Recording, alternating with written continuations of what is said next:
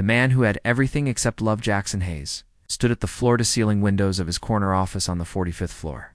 The city stretched before him like a kingdom he had conquered. At 29, he was one of the youngest tech millionaires in the country. Hayes Technologies was his creation, his pride, and his entire world. The skyline glittered in the afternoon sun, but Jackson felt no warmth. His mind was trapped in the conversation he had with his father that morning. 3 words kept echoing in his head: arranged marriage contract. His assistant knocked softly before entering. "Mr. Hayes, your father called again? He wants to know if you will attend dinner tonight at the Bennett estate." Jackson turned away from the window. His jaw tightened. "Tell him I will be there." When 2 families make a deal that evening, Jackson drove his black sports car through the gates of the Bennett estate. The mansion looked like something from an old movie, with white columns and perfectly trimmed gardens. Everything about it screamed old money and tradition. Inside, his parents were already seated in the grand dining room. His father, Robert Hayes, sat with the confidence of a man who had built an empire from nothing. His mother, Diana, wore her pearls and a patient smile. Across from them sat Thomas and Grace Bennett, Camilla's parents. "Jackson, wonderful that you could join us." Thomas Bennett stood to shake his hand.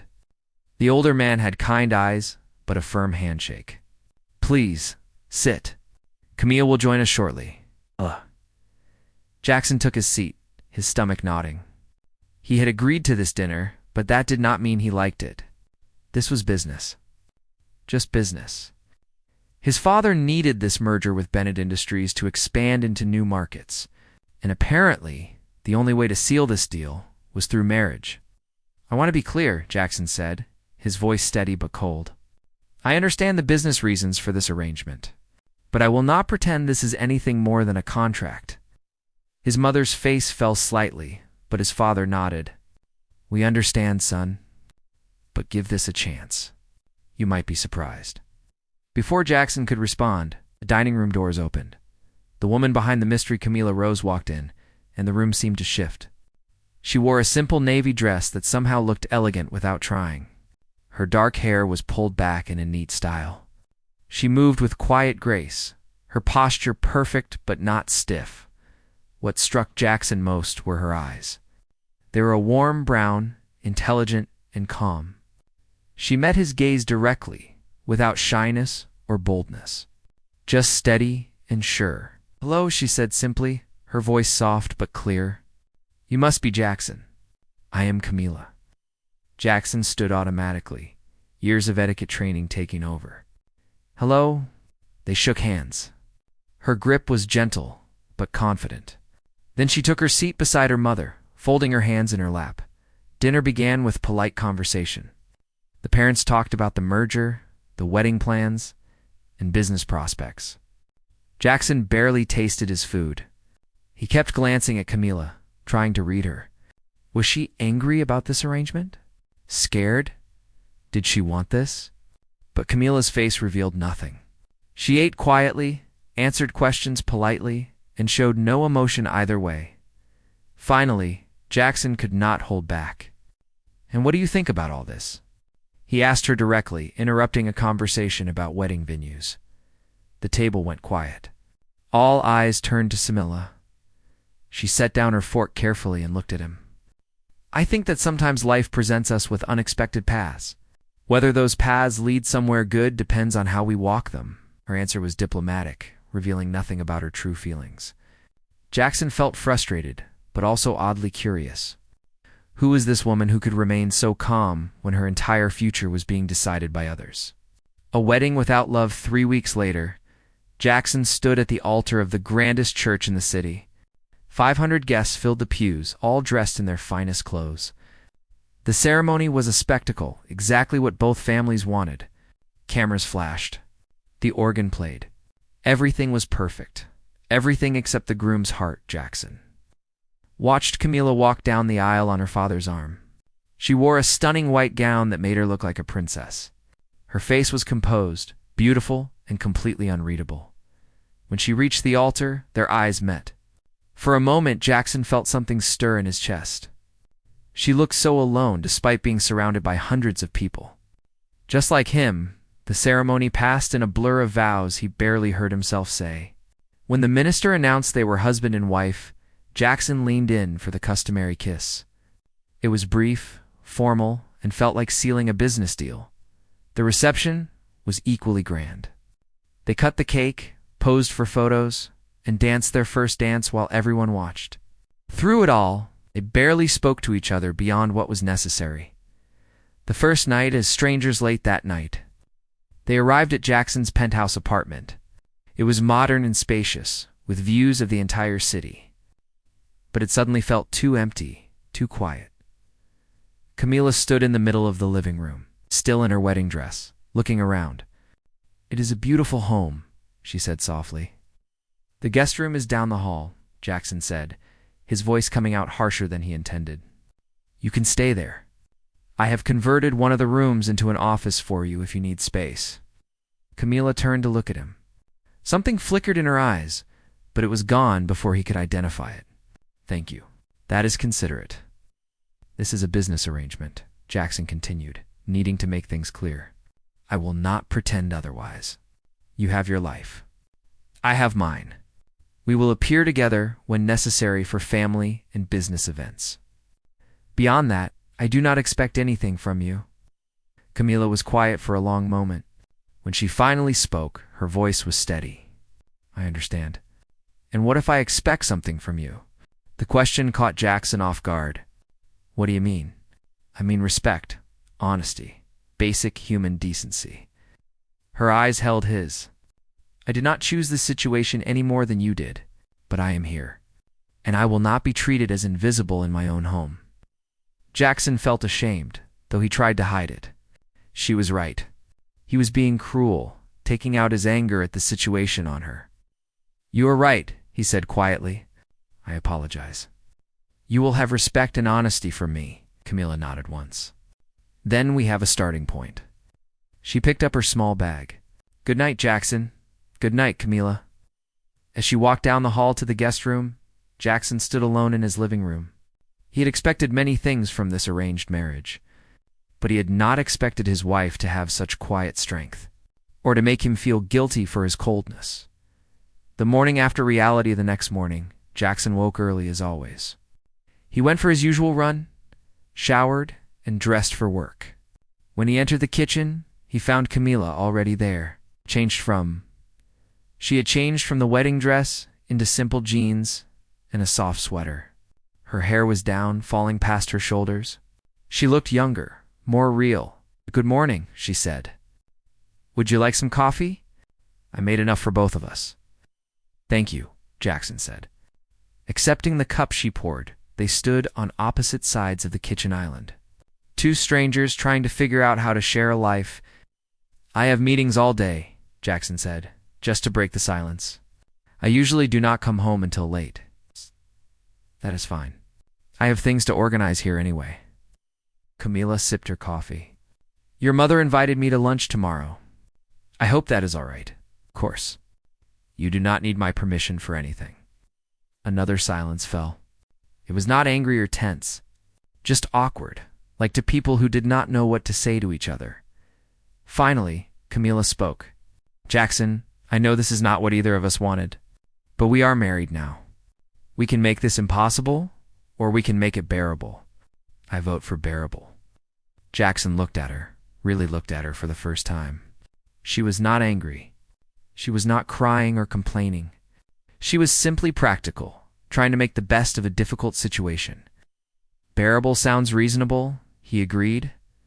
A small smile touched Camila's lips. "Then we have a deal, Mr. Hayes. Call me Jackson, please. Mr. Hayes is my father. Then call me Camila, not Mrs. Hayes.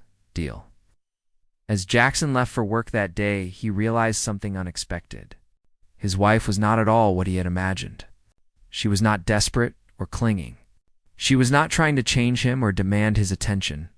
She was simply there, calm and strong in her own quiet way. Maybe, just maybe, this arrangement would not be the prison he had feared, but he was not ready to hope for more than that. Not yet. In his car, Jackson glanced back at the building where Camila now lived. His wife. The words still felt strange. He had built a fortune, commanded respect, and achieved everything he had set out to do.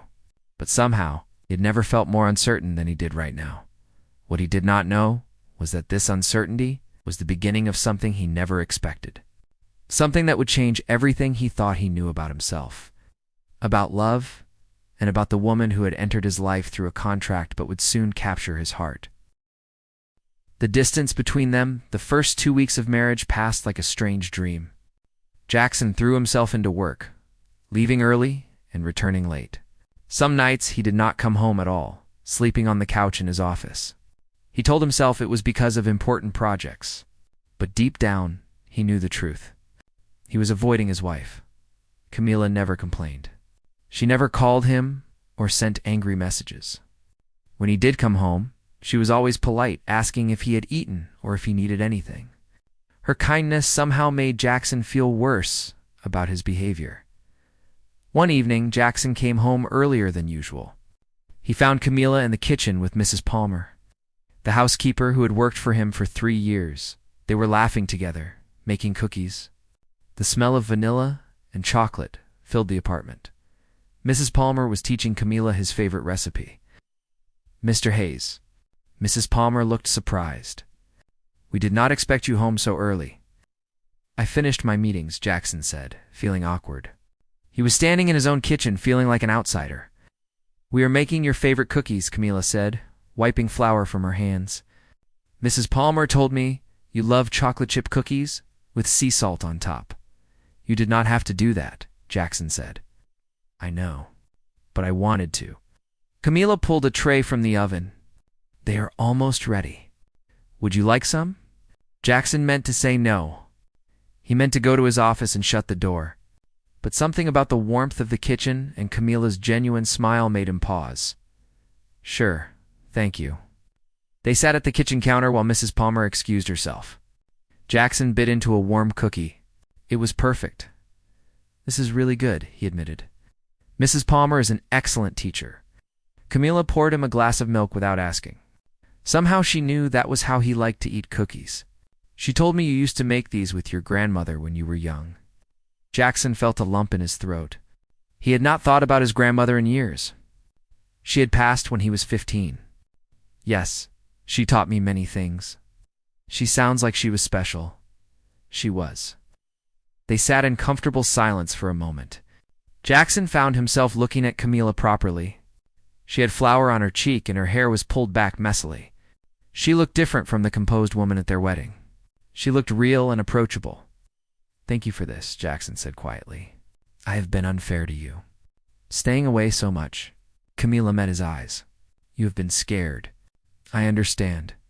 But hiding does not make our situation go away." Her honesty took him by surprise. "You are very direct. Would you prefer I pretend everything is fine when it is not?" "No, I suppose not." "Good. Because I think we could actually become friends, Jackson.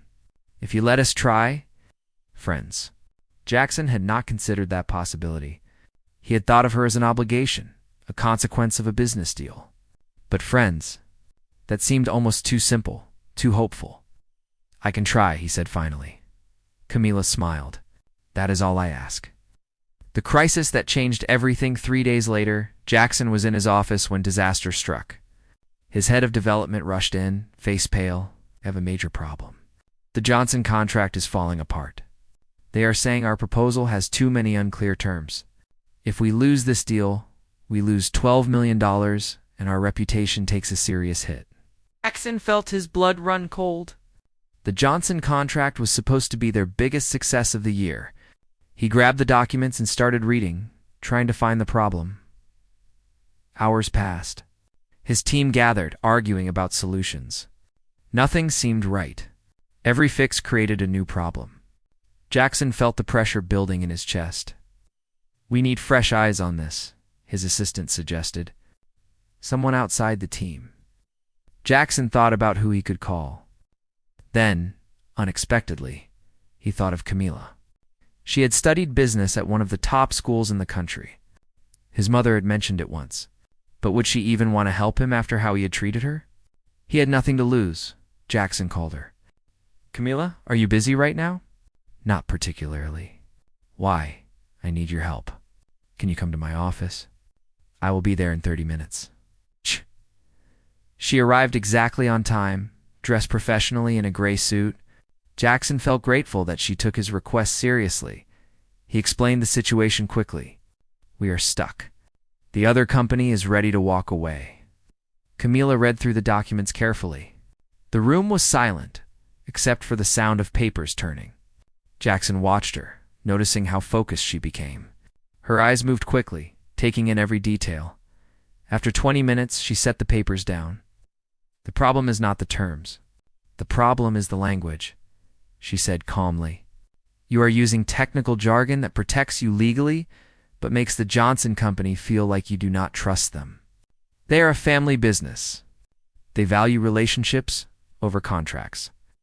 Jackson leaned forward. What do you suggest? Rewrite Section 3 and Section 7. Keep the same protections, but use simpler language. Add a line about partnership and shared growth. Show them you see this as a collaboration, not just a transaction. Ow. The room was quiet. Then Jackson's lead lawyer spoke up. That could actually work. It maintains our legal standing, but changes the whole tone. How did you see that? Jackson asked Camila. I read about the Johnson Company before coming here. They have a reputation for walking away from deals that feel too corporate. They want to work with people, not just companies. Jackson felt something shift inside him. This woman, his wife, had solved in 20 minutes what his entire team could not figure out in hours. And she had done it by understanding people, not just numbers. Thank you, he said, and he meant it deeply. You might have just saved us. Camila stood to leave. I hope it works out. Call me if you need anything else. Ass. She walked to the door. Jackson called out. Camila, would you like to have dinner tonight? A real dinner? Together. Not just passing in the kitchen. She turned back, surprised. Then she smiled, and it lit up her whole face. I would like that very much. Seeing her clearly that dinner was the first real conversation they had, Jackson took her to a quiet restaurant away from the busy downtown area. They sat across from each other, and for the first time, Jackson asked her questions about her life. Why did you agree to this marriage? He asked. You could have said no. Camila considered her answer carefully. My father's business was struggling. This merger saves jobs for 200 people who work for him. How could I say no to that? Besides, I thought maybe an arranged marriage might work better than a love match. No false expectations. No disappointments. Have you been disappointed before? Jackson asked gently. Once. A long time ago. Someone I trusted broke my heart. She looked at him directly. But that taught me something important. Love is not just a feeling. It is a choice. You choose to trust. You choose to stay. You choose to build something together. Jackson found himself drawn to her wisdom. You are different than I expected. So are you. I thought you would be cold forever. But today, you asked for help. That takes humility. I am starting to realize I was wrong about many things, Jackson admitted. Wrong about you. Wrong about this marriage. What are you realizing? Camila asked softly, that maybe we do not have to just endure this. Maybe we could actually build something real. Over the next few weeks, everything changed. Jackson came home earlier. He found himself looking forward to seeing Camila. They had dinner together most nights, talking about their days. She was funny, he discovered. She had a sharp wit that caught him off guard and made him laugh. He also noticed how everyone in his life responded to her. His staff adored her. She remembered their names, asked about their families, and treated everyone with genuine kindness. His business partners respected her insights. Even his father, who rarely praised anyone, told Jackson he had chosen well. I did not choose her, Jackson reminded him. You did. His father smiled. Then I chose well. The moment everything shifted, it happened on a random Tuesday evening. Jackson came home to find Camila curled up on the couch, reading a book. Rain pattered against the windows. The apartment was warm and inviting. How was your day? She asked, looking up with a smile, and suddenly Jackson realized something that stopped him in his tracks. He loved coming home to her. He loved her smile. He loved the way she made his apartment feel like a real home.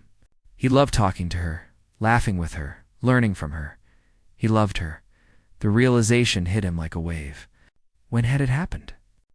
When had his wife stopped being an obligation and become the person he most wanted to see? Jackson.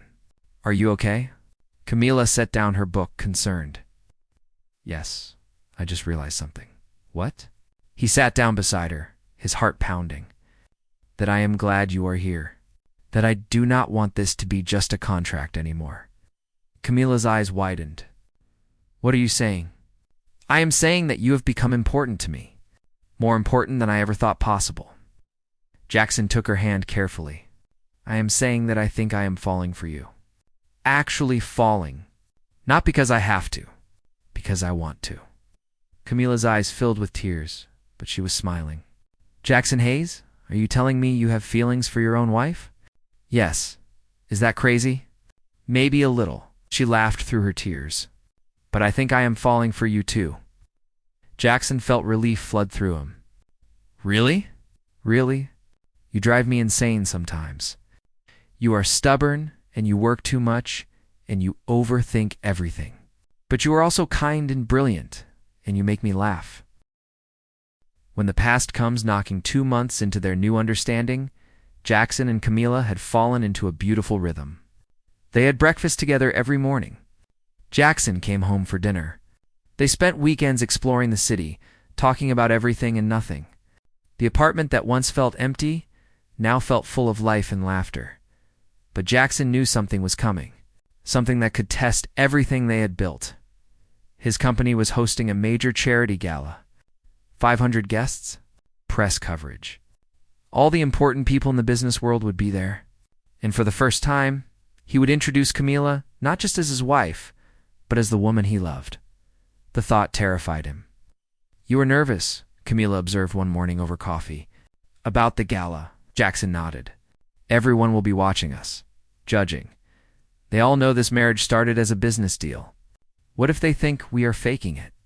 Camila reached across the table and took his hand. Let them think whatever they want. We know the truth. That is what matters. You make it sound so simple, because it is simple. You love me. I love you. Everything else is just noise. Jackson squeezed her hand. How did you get so wise? I read a lot of books, she said with a smile. But Jackson's worries were not without reason. That afternoon, he got a call from his former girlfriend, Natalie Pierce. They had dated 3 years ago before she moved to Europe for work. The relationship had ended amicably, but Jackson had not spoken to her since. I am back in town, she said cheerfully. And I heard about your marriage. Congratulations. I will see you at the gala. Jackson felt his stomach tighten. Natalie was beautiful, confident, and ambitious. She was also the only woman he had ever seriously considered marrying before this arrangement with Camila. Having her at the gala would complicate everything. He decided to tell Camila right away. My ex-girlfriend will be at the gala, he said that evening. I wanted you to know. Camila looked up from her laptop. Okay, thank you for telling me. That is it. Just okay? She smiled.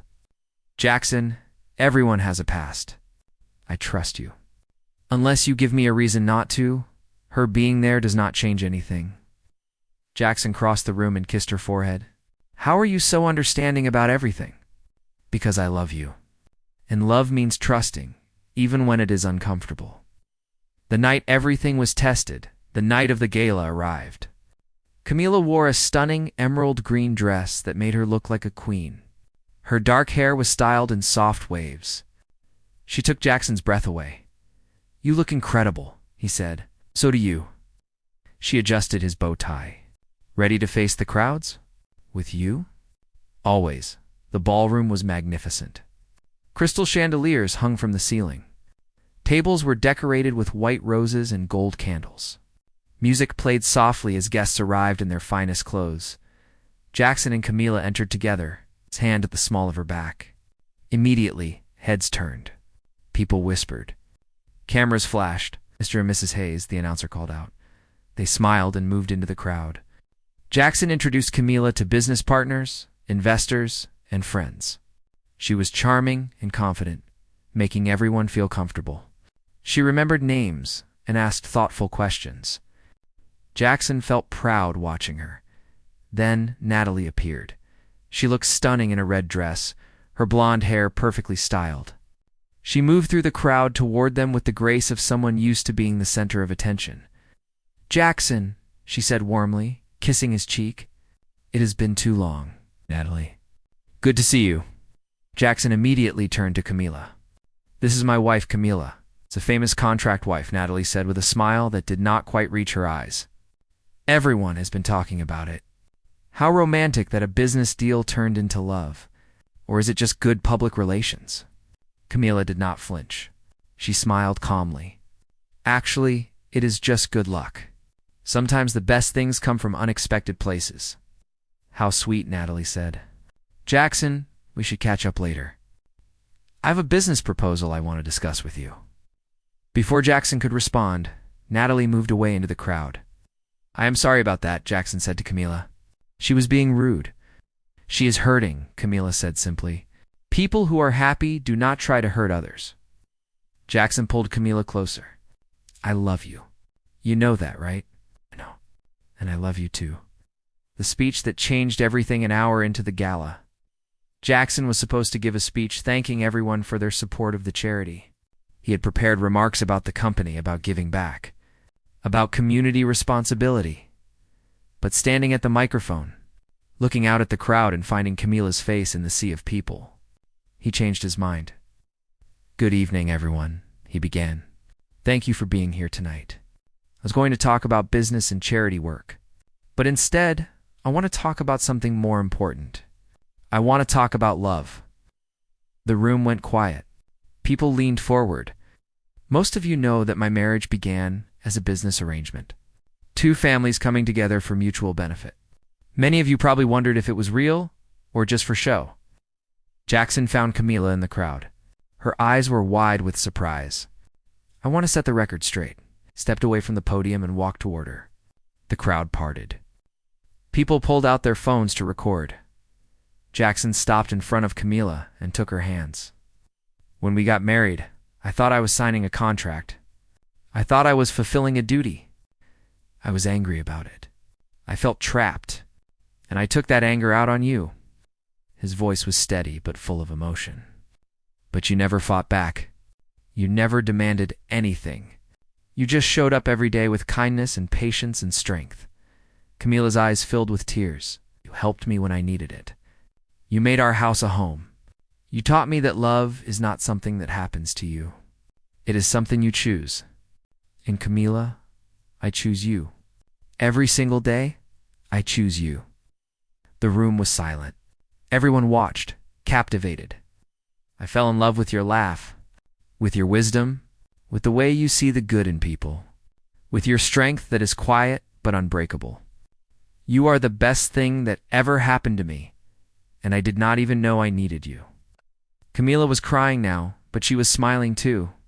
"So yes, our marriage started as a business deal, but it became something far more valuable than any contract. It became love. Real, genuine, unexpected love." Jackson got down on one knee. From his pocket, he pulled out a small velvet box. Inside was a new ring, different from the one he had given her at their contract wedding. This one had a single diamond surrounded by smaller emeralds to match her dress. "Camila Rose, will you marry me again? Not because of business or family or obligation, but because I love you and I want to spend the rest of my life proving it to you every single day." Camila covered her mouth with her hand. Tears streamed down her face. The entire ballroom held its breath. "Yes," she whispered, then louder.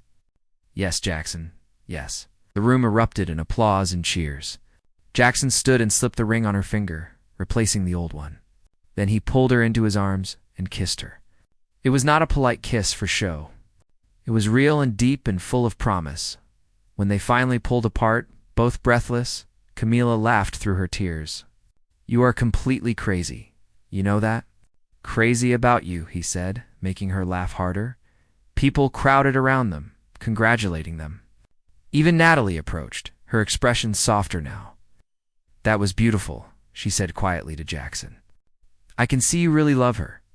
I hope you both are very happy." "Thank you, Natalie. I hope you find happiness too."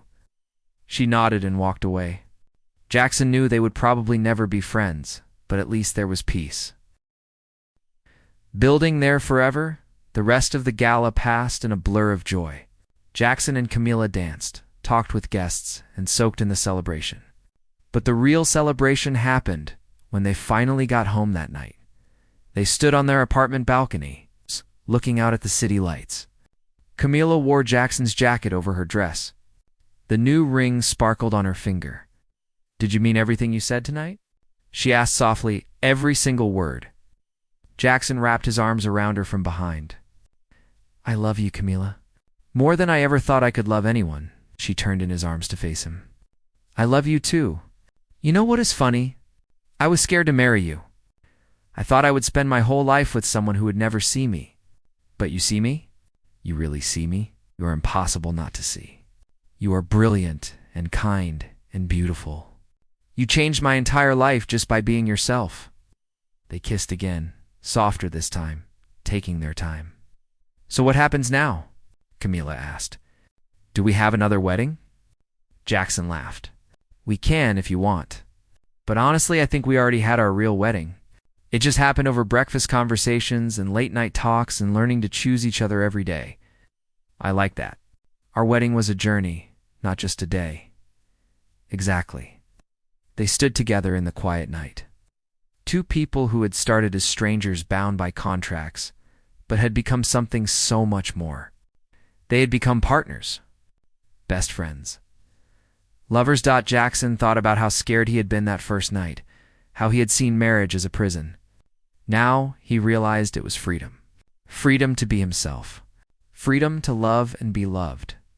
Freedom to build something real with someone who saw all of him and chose to stay. "I have a confession," Camila said, breaking the comfortable silence. "What is it?" "I had a crush on you before we even met. I saw your picture in a business magazine. I thought you were handsome. When my father told me about the arrangement, I was secretly excited. Then I met you, and you were so cold, and I thought I had made a huge mistake." Jackson groaned. "I was such an idiot." "Yes, you were," she agreed, laughing. "But you got better. Thanks to you, we got better together." 6 months later, life settled into a beautiful pattern. Jackson still worked hard, but he always made time for Camila. They had breakfast together every morning. They took weekend trips to the mountains. They hosted dinner parties with friends and family. The business thrived. With Camila's insights, Hayes Technologies made its most successful deals ever. She officially joined the company as a strategic advisor. Her contributions were invaluable. But the best part was the small moments. Coming home to find Camila singing in the kitchen, her leaving little notes in his briefcase, him bringing her favorite flowers every Friday, the way she fell asleep reading and he would gently take the book from her hands and turn off the light. One evening, as they prepared dinner together in their kitchen, Camila suddenly stopped chopping vegetables. "Jackson?" "Yes." "Do you ever think about how different things could have been if we had both said no to this marriage?" Jackson set down his knife and pulled her close. "Sometimes, and it terrifies me, because I almost missed you. I almost missed the best thing that ever happened to me." "Me too. I am so glad we took this chance. Even when I was terrible to you at the beginning? Even then, because it taught us both something important. Love is not perfect from the start. It grows. It changes. It gets stronger when you work at it." Jackson kissed the top of her head. "You are amazing, you know that?" "I do now." "You tell me often enough," she teased. They finished making dinner together, talking and laughing. Later, they would eat on the balcony under the stars. They would talk about their dreams for the future, about the life they were building together. Jackson thought about the man he had been before Camila, cold, closed off, afraid of feelings. He thought about the bitter person he would have become if he had stayed that way. But Camila had changed everything. She had shown him that real strength was not in keeping people out. It was in letting them in. Real success was not measured in money or deals. It was measured in love and connection and the family you built. Their marriage had started with a contract written by lawyers, but it had become something no contract could ever capture. It had become a promise made new every day, a choice to love, to trust, to build something lasting.